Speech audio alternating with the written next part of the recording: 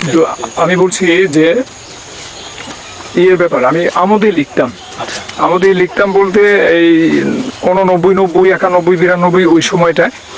তো তখন আমি ভাবলাম যে এখন লিখবো, যে লেখার বিনিময়ে আসলে আমার সব সময় মনে হতো যে টাকা যদি পেতাম।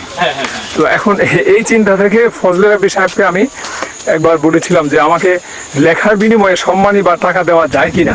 আসলে তখন তো আমার বুদ্ধি এতটা হয়নি।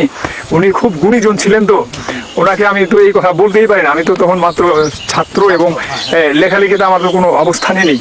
কিন্তু ভদ্রলোক এতই মানে এতটাই ভদ্র ছিলেন যে উনি আমাকে বললেন যে আসলে আমাদের আমি লেখক না বা আমি লেখালেখি কি করি এটা এভাবে না বলে উনি কিন্তু আমাকে বললেন যে এই আসলে লেখকদেরকে সম্মানী দেওয়ার মতো সামর্থ্য আমাদের নেই।